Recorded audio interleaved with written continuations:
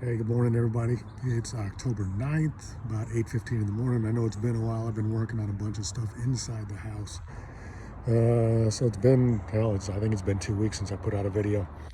Appreciate you stopping by. Hit that subscribe if you would, please. Pass it on to your friends. Trying to get some followers here. You can see the bags under my eyes. I'm still waking up this morning. Still getting some coffee. Just want to do a quick garden update, and then we'll chat a little bit. But yeah, it's starting to get cold here at night. Colder, low 60s, high 50s. So this is what we got. This is one of my Brandywine tomatoes. It's a fighter, but I don't think that one's gonna last. Nasturtiums, and then the straight neck squash and the cocozelli squash. They're doing all right. Haven't really produced anything yet. It's tried. These are still the old tomato plants that I cut off as suckers from my main plants. This one here had a bunch of rot on it. I had to cut a bunch of leaves off, so yeah. Mint. Here's a new Brandywine tomato. This one's doing pretty good. I think I started that about a month and a half ago. And a planter. Broccoli, still waiting for that to do something. My lettuce has come up real nice. That cauliflower over there, just the bugs, the worms, and the moths and all that stuff would just keep getting ridiculous. Same with that broccoli there. That one's finally doing some stuff. Some more lettuce. This one is the cabbage. It's doing okay, but that one gets hit by worms and stuff too. Caterpillars. Some more lettuce. Now I had some lettuce earlier in the season in the spring. If you go back to my first videos, and that stuff bolted real quick. As soon as it got hot, that stuff bolted. It went to seed. So what I did was I saved some of those seeds, right? I had this pot sitting underneath them while they were seeding, empty. That pot was empty, and I dropped some seeds in there. And I'm letting this one grow. That's in between the barrier and my raised bed. Some seed dropped down there and it's starting to grow, so I'll let that one go too. I'll take it. Here's my little dude. Little boy. Carrots are doing good. Carrots here, carrots there. Come on, dude, I'm doing a video. I'm doing a video. Yep, good boy. Those are the onions I'm still getting stuff from. If you go back to, I don't know, 5 or 6 videos back, those were store-bought green onions, and they just keep producing. So I'll keep taking it. This is oh hell, I can't even remember what tomato I put in there. I think that's a Brandywine tomato. These are the 2 giant pink Belgium tomatoes. And then that is the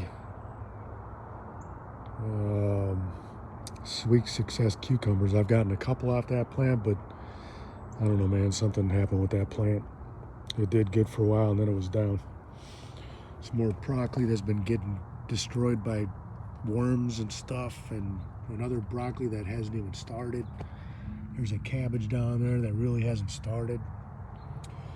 That was one of my cucumber plants that I had going up this pole.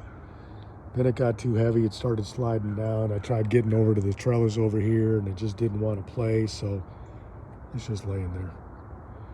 There's another one. Cucumbers.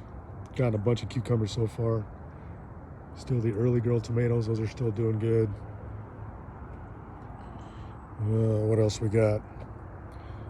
We got peppers. I just pulled a pepper off there. They're real slow. Still got a couple that are coming in and a couple down there at the bottom. It still wants to produce, so I mean, I'll keep letting it go. I'm pretty sure that the peppers love the heat, and it's about to be not so heaty. So yeah, here's some more a couple of more Brandywine tomatoes. They're doing really good. My zucchini, one plant died, so I'm down to one. I originally had, I think it was 3. 2 of them have died now. I'm down to my last one. Still producing ones. I start taking those zucchinis off when they're pretty small, maybe about 6-8 inches. Because I've had a few that were growing bigger than that, and then they just started rotting. So I pick them at about 6-8 inches, and we go with that. This is a mixture here. The Candyland tomatoes and the Sun Golds. They're still doing pretty good, but you see they vine out and they just mix up, and I didn't do very well at keeping them apart, but they're still producing and they're still good. So and you remember, if you go back to some of my videos, I've always had problems with the watermelon. So finally I just let it go. I was tired of dealing with it, tired of trying to force it, right? So there's the vines, that's where they're planted, and they come out, and it's all this, right? And I got one watermelon in there. I just got one. I had a watermelon earlier in the season, if you go back to my my videos, that was about that big, and then it started going bad. So I pulled it, and it wasn't pink or red at all inside. It was still white everywhere. So I have not had success with watermelon, and really not much success with zucchinis. This mess here was my original cucumbers. I pulled out the trellis that I had them on and the bamboo sticks that I had them on. I just let it go. They haven't produced anything in 2 months. They still flower, but they just don't produce anything. So I tried hand pollinating, and then it got to the point that I didn't have any male flowers at all, or female flowers at all. So, you know, I just dropped it, let it die out, and I'll try again next season. So really coming to the end of kind of the first season of my gardening adventure. All the broccoli and cabbage and stuff like that, some of that stuff, that's winter type stuff. So I think I'll be okay with that. Those are still go on for another month or 2.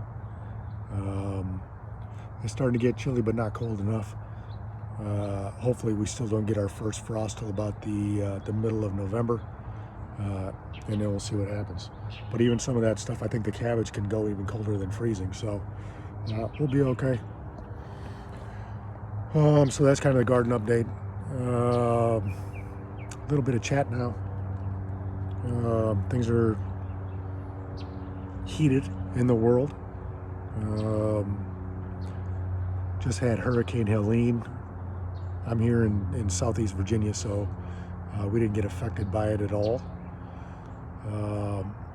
But those poor people in North Carolina and Tennessee, I know there's a lot of groups out there helping them out. And I'm happy for that.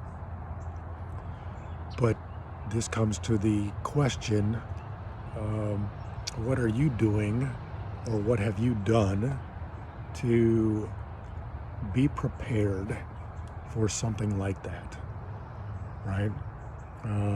You hear the term preppers out there all the time. I'm trying to do that, you know, storing food away, storing water away, having the solar panels, which I'll do another video here this week. I picked up a different solar generator. And then I got some additions probably coming next week, so I'll do a couple of solar videos here in the next week or 2, explaining that stuff. So what are you doing? to be prepared. We're still in hurricane season. If you're on the East Coast or wherever you might be, I'm sure you got something going on. There's a whole lot of solar activity going on that's helping out these storms and volcanoes and earthquakes and things like that. Check out Suspicious Observer on YouTube. Really does a lot of detail every day about what's going on with the sun and how it affects us and how it affects the global activities. So check those guys out. Check him out. Great videos every day. But again, what are you doing? You know, start putting away some canned food. If you go back to one of my videos, we did, I think it was 60 pounds of rice in 2 5-gallon buckets. Check that. It'll give you an idea of what to do. You know, rice and beans and pasta and flour and sugar and lentils, and there's a lot of stuff that you can put away, you know, and it doesn't have to be those 25, 30 pound Mylar bags. You can go smaller ones, you know, so that way if you have a smaller family, you know, you can put away a 5-pound bag, you know, do a bunch of 5-pound bags in a 5-gallon bucket. Start saving up some canned food, especially things with lots of calories and protein. Start storing away some water.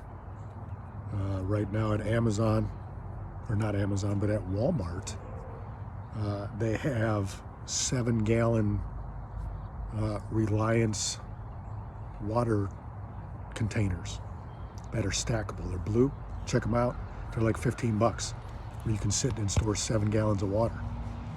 It does take up some room, but you know, if the power goes out, or like those people right now down in North Carolina and Tennessee,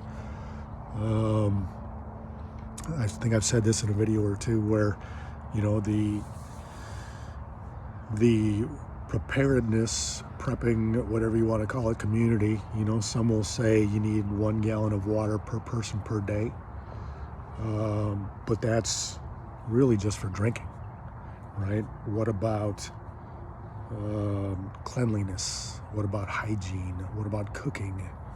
So I'm more on the team of probably like 3 gallons a day, right? You got to wash your body. You got to stay clean. You got to have good hygiene in those situations as best you can. I mean, that even store some of those, store some wipes, right? Some baby wipes or whatever. You can wash your body with those if it comes down to it. It may sound simple, but hey, in a time of need, hygiene is going to be huge, so you don't get sick, right? Because then you're going to need more attention than what's needed. So that's the question today. What are you doing in case of an emergency? Thinking about those people in North Carolina and Tennessee, thinking about those families, thinking about everybody that's down there helping out. Yeah, that's all I got for today. Take care of each other. Peace.